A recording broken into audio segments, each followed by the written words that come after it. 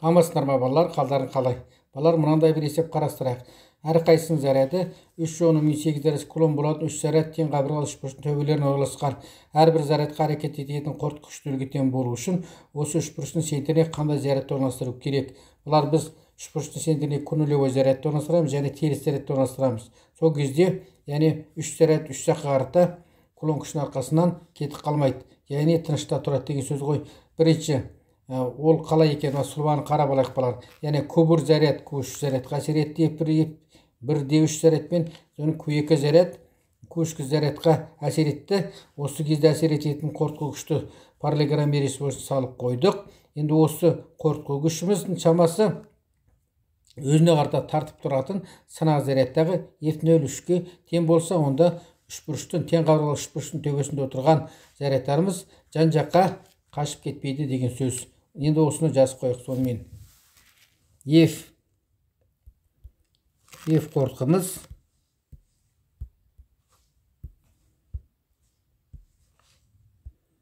F қорытқы күшіміз бізде F1D3 қосу F2D3-тің векторлық қосындысына тең болып тұр. Бұл бір. Ал енді F қорытқы күшіміз бұл жалпы F0,3-ке тең болса, онда тынышта тұрады деген сөз. Енді осылардың ой үксесіндегі проекциясын табу болайық. Сонда біздің F қорытқы күшіміз болады F1D3 X ой үксесіндегі проекциясы қосу F2D3 X болады екен. Үшінші формула. Енді нарда үшбұрышты қарайтын болсақ, балар іргелес шыққан бұрышқа іргелес шыққан катеттік гипотенуза қатынасы косинус альфаны береді. Енді осыны айтқанымыз жазайық. Сонымен F1D3X-тің F1D3-ке қатынасы косинус балар тура ортасына бөліп тұр. 30 градусты бірден жазып қойық. 30 градус. Бұл төртінші формула. Енді осыдан F1D3 X өсіндегі 1D3 күштің кулон күшінің X өсіндегі проекциясын мәнін шығарып алайық. F1D3 көтілген косинус 30 градус болды.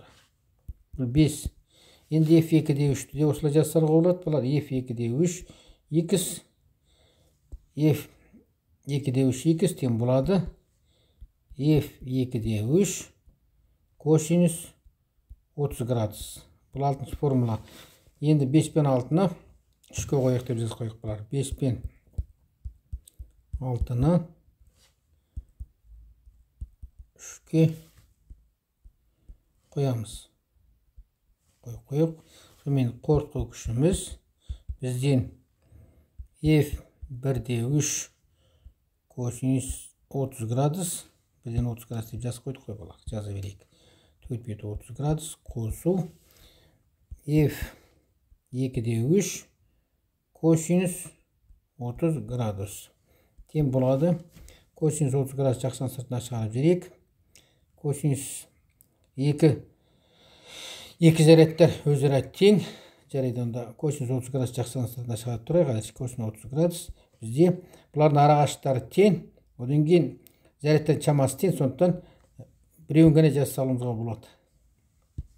Көбейту 2 болады сонда. 2 F косинус 1D3 болды міне. Бұл біздің 7-ші теңдеу. Сонымен F қорытқы күшіміз 2 F1D3 косинус 30 градус болды. Бұл 8. Енді F1D3 пен бұлар F2D3 өзара тең. Жаз қойыншы. Өйткені олардың зарядтардың шамалары тең, арақашықтары тең. Арақашықтымыз А деп алдық. Сондықтан екеуін қосып 1D3 деп алған себебіміз сол.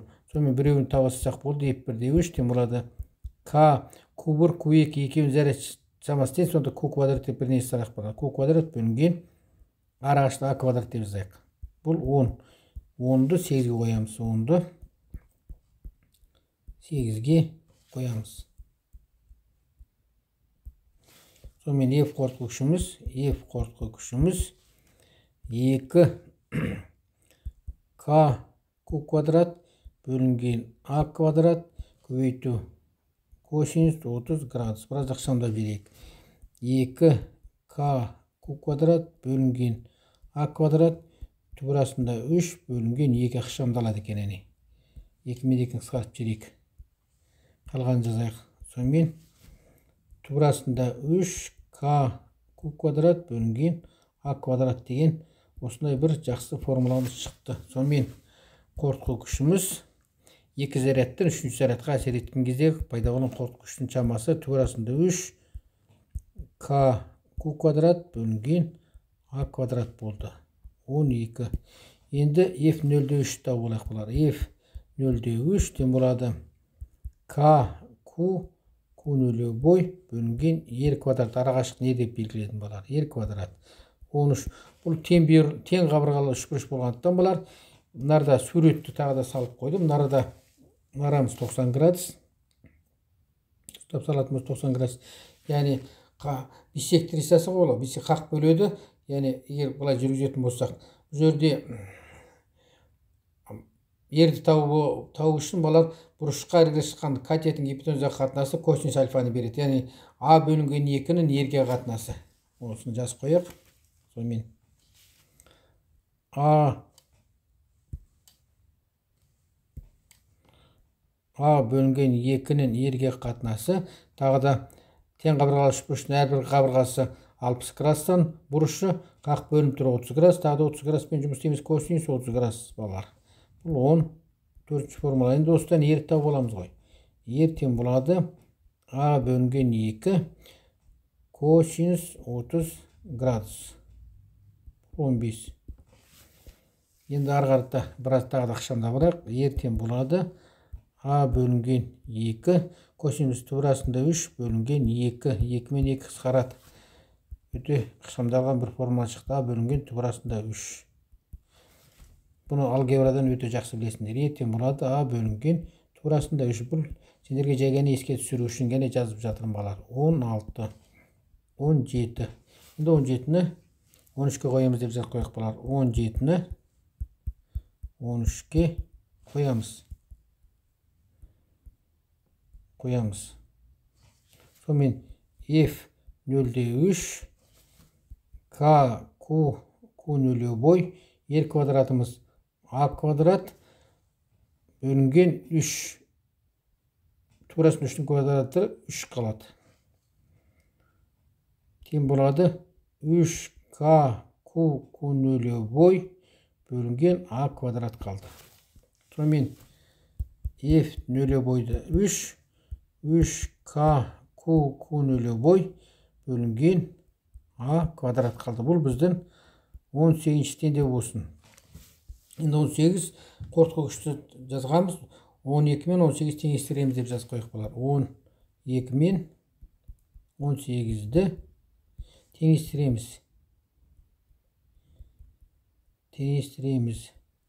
теңестірегенді 3k q q0 бөлінген а квадрат тең болады тубырасында 3k q тубырасында 3k q квадрат бөлінген а квадрат. Қандай көп белгістерден құтылып жатырмыз? А квадрат белгісіз, к мен к қысқарды. Сонда біздің мақсатымыз зарядтың шамасын анықтау. Бұл біздің 19 болды. Енді осыны q0-ді өрнектеп шығара саламыз. q0 тең болады тубырасында 3 q бөлінген 3. Енді осындай формула шықты. 20. Енді мәнін қойып, орнына қоя саламыз. q0 тең болады тубырасында 3 көбейту шамасы біздің 3 оны минус 8 дәресі. 3 көзілген оны минус 8 дәресі кулон бөлінген 3. 3 пен 3-ті қысқартамыз. Тубырасында 3-міз 1,7. 1,173 деп жазсалайшы. 1,173 оннан минус 8 дәресі кулон.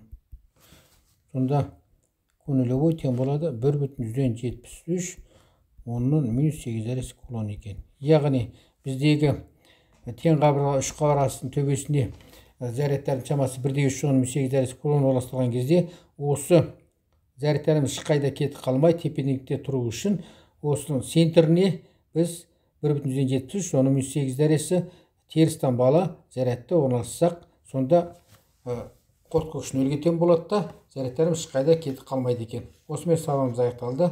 Қош сау болыңдар.